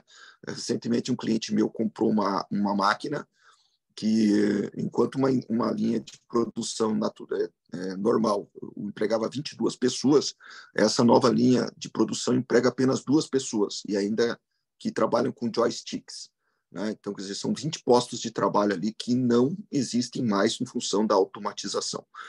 Dentro dessa perspectiva, né, também a questão de instituição de políticas públicas para essa requalificação, eu gostei do estudo comparativo ali com Portugal, né? Mas até que ponto, né? Não sei se até que ponto, por exemplo, no Brasil nós temos um nível cultural suficientemente apto a permitir essa requalificação. E hoje já existem discussões, eu não sou muito favorável a elas, mas justamente dizendo que o aumento do nível de automatização e da inteligência artificial deve levar a uma necessidade de intervenção estatal, de tal forma que o próprio trabalho deixaria de existir na sua grande parte, o que demandaria que o Estado aumentasse a arrecadação de impostos para poder criar uma espécie de uma renda mínima para as pessoas que não mais teriam acesso ao trabalho, não porque elas não querem, mas sim porque não haveria esse trabalho. Então, essas ficam aqui as minhas considerações. Professora Márcia? Aqui nesse trabalho, eu também quero parabenizar a Stephanie pela pesquisa e gostei muito de conhecer principalmente esse planejamento de Portugal que ela trouxe, invejável. E concordo com o professor Oxano que o nosso problema é que aqui a gente parte de mais baixo, né? A gente não pode querer, eu quero dizer, nós temos, no geral, uma mão de obra tão despreparada que nós não teríamos que começar do nível 1 de uma programação. Nós teríamos que começar ensinando a pensar, ensinando a matemática, ensinando a expressão. Então, para nós é um trabalho, creio eu, mais difícil do que países no grau de desenvolvimento como Portugal. Aqui eu deixaria só uma pergunta para a Stephanie, duas, na verdade. Uma, se ela considera, para ela colocar depois no artigo, se há ou não como frear o avanço tecnológico. Essa é uma pergunta. E a segunda, e se for para frear o avanço tecnológico, é melhor que ele ocorra por meio da lei ou por meio da sociedade? Porque, fazendo aqui uma costurinha com esse último, o trabalho da Amanda, da resolução dos conflitos online, né? Você delega para o sistema não só a solução de conflitos, mas evitar conflitos, o que eu sou totalmente favorável. Então, eu não preciso do Estado, necessariamente, para evitar conflitos. Por isso que eu acho que esse derivativo da primeira questão é importante. Frear o avanço da tecnologia, considerando a quantidade de pessoas que vão ficar sem emprego, sem acesso à renda, etc., que é a questão. Segundo, se sim, se será por meio de lei ou por meio da sociedade humana. Se você responder, já é um caminho para o próximo prêmio Nobel. Então, a pergunta é difícil mesmo, mas eu acho que vale a pena entrar na indagação para desenvolver um raciocínio nesse sentido também. É só isso. Muito obrigado, professora Márcia. Próximo trabalho que eu tenho registrado, do professor Eduardo Agostinho e do Gregório Furquim, a respeito das startups e da questão da tomada de decisão. Aqui eu acho que né, seria possível trabalhar com as questões de conflito de agência, de certa forma, né? Porque nesses casos de investimento que a gente tem observado na prática, o seguinte, que no momento da conversibilidade do mútuo, tá, da opção pela conversibilidade, já ocorreram as alterações do estatuto, do contrato social, que não passaram pelo crivo do investidor, agora pretenso novo sócio. E, além disso, há um conflito, na minha ótica, há um conflito de agência, porque o investidor acaba delegando para terceiros a gestão desses recursos, desse investimento. E ele tem que criar, no momento da celebração do contrato, um modelo de controle e acompanhamento suficientemente eficiente para poder saber se o destino daquele recurso está sendo ou não respeitado. E isso também me faz pensar, eventualmente, numa consequência... Fica à vontade. Risco, considerado o risco moral envolvido aqui também. Então, dentro dessa perspectiva, né, esses investimentos são todos louváveis, mas nós temos verificado muito problema em relação ao momento posterior, que é o momento em que o investidor busca a recuperação do seu investimento, né, e ele busca esse retorno sob duas perspectivas do mútuo. Uma é não converter em participações e exigir o pagamento, o adimplemento do mútuo, e a outra é converter em participação o seu mútuo e, a partir da conversão, fazer a adoção do seu poder de sócio agora, né, que pode muitas vezes conflitar com à vontade dos sócios anteriores e fundadores. O que eu quero dizer com isso? Eu tenho, por exemplo, um caso em que o mútuo foi convertido, tá? E depois da conversão, com uma participação até bem expressiva, e agora há um conflito, porque o sócio, que é aquele investidor que se tornou sócio, quer a venda, quer promover a venda do negócio, e os sócios que fundaram não querem promover a venda. Tá? Então, há um debate, por exemplo, numa arbitragem a respeito de que se vale a regra que constava do mútuo conversivo, que o negócio poderia ser vendido, ou se vale as regras, digamos assim, do Código Civil em matéria de deliberações, porque como houve a conversibilidade, a tese desenvolvida assim, como houve a conversão do mútuo em participação, as regras do mútuo, o mútuo já não são válidas nessa fase subsequente. Então, eu vejo assim sempre nessa questão aí do Eduardo e do Gregório, o problema de você fazer outros contratos que regulem essas hipóteses, fazendo um controle ex ante dos custos de transação. Professora Márcia? Nesse trabalho, eu anotei para lembrar ao Gregório que existe um livro do Schaffer e do Kutter, que é o Nó de Salomão, e o Nó de Salomão é exatamente a questão que é trazida aqui, que seria o cotejo entre abrir informação de parte do titular da informação e o medo de investir daquele que vai investir, mas tem limites à informação. Tentando também informação aí como gestão, poder, né, do investidor. E só para comentar, a conclusão a que chegam os autores no Nó de Salomão é que o direito deve vir justamente para tentar minimizar este dilema, né, este nó, para desfazer esse nó, para que cheguemos num ponto em que os investidores tenham um certo poder de informação e também um certo poder de tomar decisões o suficiente para que ele se sinta estimulado a investir. Então, é só esta referência bibliográfica que eu trago aqui. Muito obrigado, professora Márcia. Na sequência, temos o Douglas e a Luana com o Trust. Se eu tiver errado a sequência, me corrijo. Com o Trust. A Letícia está com a mão levantada. A Letícia queria falar do trabalho do Gregório? Desculpa te interromper, professor. É só enquanto o Gregório apresentava, nesse debate de inovação, a gente percebe muito o investimento por parte dos fundos de investimento, né, os venture capital. E uma tendência que, por vezes, me traz algumas preocupações é a questão do drag-along inverso nos acordos de acionistas, principalmente.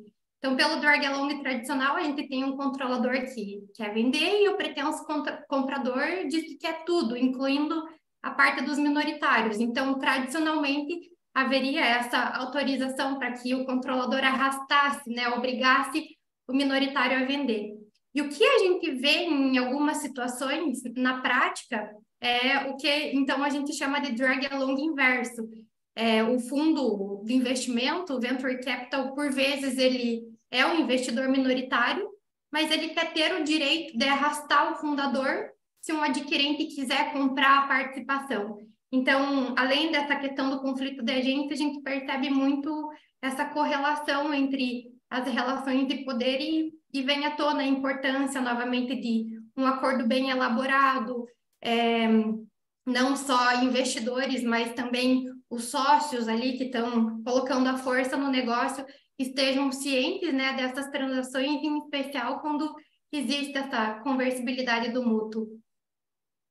Muito obrigado, Letícia. E dando a todos aqui, como eu estou no celular, eu não consigo visualizar quem levanta a mão. Então, aqui é um debate aberto. Qualquer um pode pedir a palavra e se manifestar. Muito obrigado, Letícia. Bem lembrado do drag-along inverso, né? E é, inclusive, muito comum, tem sido muito utilizado pelos investidores como uma forma de garantir uma posição privilegiada, até certo ponto, né? Em aquisições. Veja, o investidor ele tem, o nome já está dizendo, ele não necessariamente ele tem um compromisso com o negócio em si, mas ele tem mais compromisso, muitas vezes, principalmente os venture capitals, eles têm um compromisso com o retorno do investidor, do investimento que foi feito ali, né? Então, isso há, de certa forma, eu diria assim, um conflito de interesses, porque, de um lado, o interesse do fundador, muitas vezes, é aquele velho interesse que nós conhecemos de uma perpetuidade da empresa, ao passo que o investidor, né, ele quer o quê? Ele quer o maior retorno possível daquele seu investimento na startup. Então, há aqui, a meu ver, interesses conflitantes que têm que ser muito bem arranjados em contratos previamente elaborados, né, porque isso realmente, para um ex post, pode ser pode ter um custo muito grande, que é o seguinte: o custo do negócio naufragar por conta desse litígio, né? Então, é muito importante, foi bem lembrado pela Letícia. Professor, Bom, em relação ao trust... Professor, posso fazer só uma complementação em relação ao que a Letícia e o professor falaram também? E aí a importância de ter o advogado, né, como consultor do empreendedor que está negociando, entender todos os interesses envolvidos e conseguir gerar maior valor para esse empreendedor, né?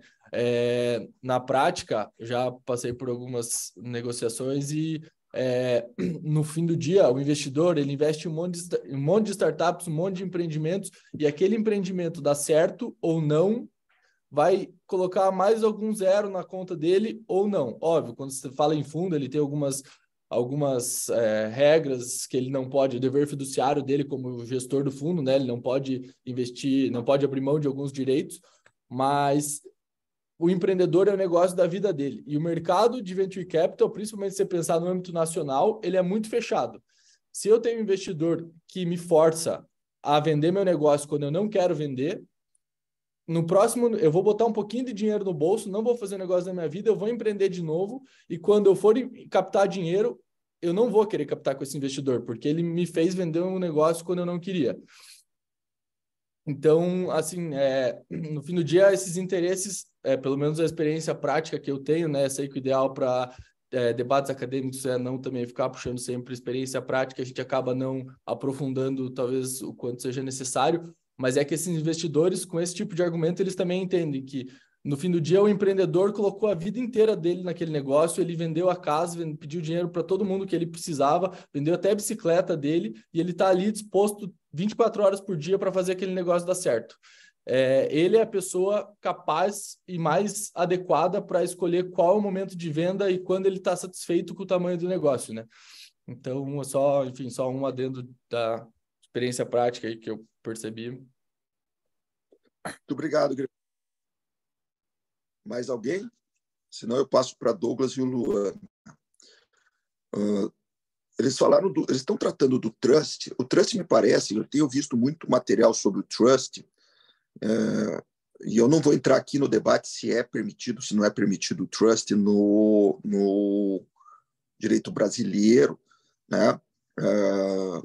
A regulamentação da tributação do trust é um indicativo de que proximamente ele deve ser admitido. Eu digo isso proximamente porque há muitos anos atrás, quando nós tivemos o implemento, a criação do leasing no Brasil, a primeira regulamentação foi de natureza tributária e não do contrato de arrendamento propriamente dito. Mas, independente disso, o que eu quero aqui salientar, né, é que o trabalho ele se debruçou sobre duas dimensões. Uma primeira dimensão é do trust em si, né, que parece que foi a primeira parte ali da Luana, o trust em si, no sentido de qual é a figura do trust, qual é o objetivo do trust. E o segundo ponto, a questão tributária, né, até que ponto isso tem um reflexo e qual é o reflexo de natureza tributária, de que tipo de tributo nós estaríamos tratando. Eu aqui, em matéria de análise econômica, também reforçaria aqui a ideia de conflito de agência, né, uma vez que o settlor pode eventualmente entrar em conflito com a vontade dos beneficiários, né? O outro ponto é que eu posso, pensando no trust como um planejamento sucessório, né? Nós teríamos que ter certos mecanismos para que os sucessores pudessem ter um bom nível de governança desses recursos, né? Afinal de contas, partindo do pressuposto que o settlor tem uma certa liberdade, ele pode eventualmente tomar decisões erradas que comprometam aquele recurso que foi deixado. Então, nós não podemos esquecer disso. E, claro, evidentemente, uma visão oportunista do próprio settlor. Então, me parece que embora o artigo tenha uma proposta de apontar os aspectos positivos, vamos assim chamar, do trust, né? Eu acho que é preciso também dar eventualmente, numa segunda rodada de pesquisa, observar alguns pontos negativos que podem ensejar uma reflexão, né? Levando em conta a questão de oportunismo, a questão de possíveis externalidades para o beneficiário do trust e assim por diante. Mas também é um tema muito interessante, eu acho também, fica aqui para os dois pesquisadores aí, uma dica, né, no sentido de que eu tenho observado que esse tema tem sido objeto de vários debates. Esses dias eu vi um evento de direito de família, inclusive, em que um dos painéis era sobre trust, né, como um mecanismo de planejamento sucessório. Então, me parece que em pouco tempo aí nós vamos ter essa questão, digamos assim, legislada, regulada, enfim, mais, digamos assim, mais detalhada no nosso ordenamento jurídico. Também ao Douglas, que cuidou da parte tributária, né? Nós agora temos aí a reforma tributária, não sei se o trust entrou nessa reforma tributária de alguma forma, né? E depois também queria saber de você se você chegou a verificar isso. Professor, a professora Marta avisou Douglas chegou... que... Alô? A professora acho que interrompi vocês. Pode falar, Letícia. A professora Márcia avisou que precisou entrar numa reunião, mas ela fez alguns comentários para os congressistas que ficou faltando, enfim, os comentários dela.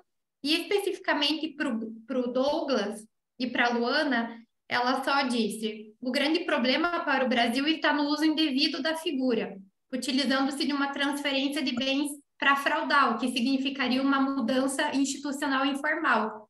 Se a aplicação da lei melhorar e as execuções se tornarem mais rápidas e eficientes, haverá então a proibição das fraudes.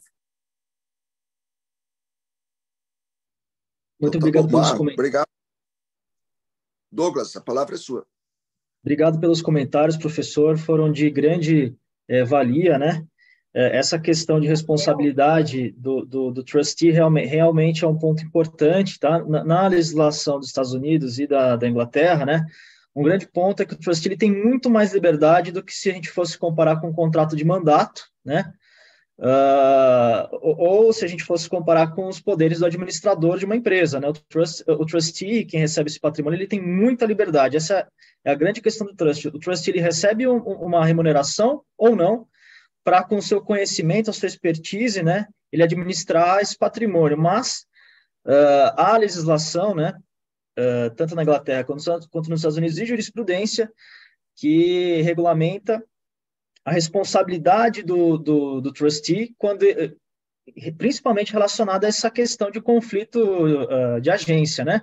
E um segundo ponto sobre a reforma tributária e o trust, a gente não vislumbrou discussões específicas relacionadas ao trust, mas me parece bem importante que a reforma, de alguma forma, fale sobre isso, né?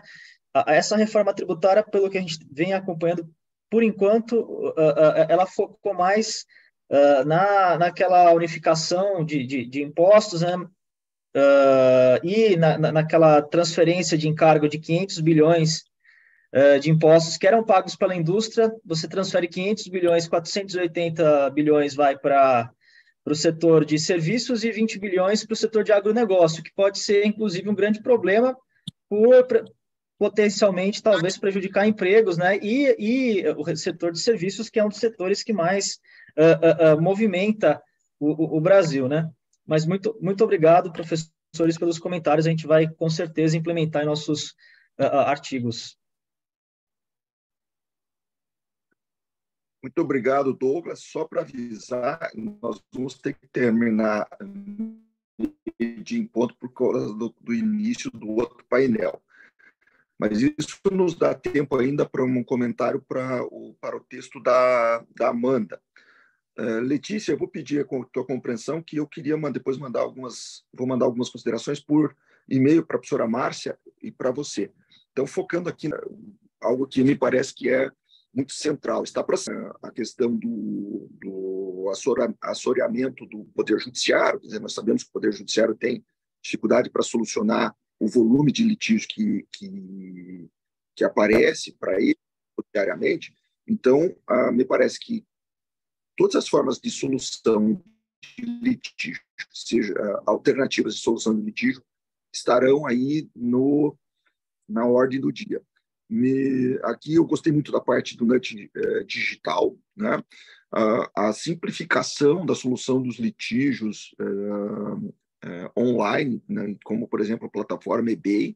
Eu tenho citado, professora Amanda, como um dos exemplos de solução eficiente de litígio.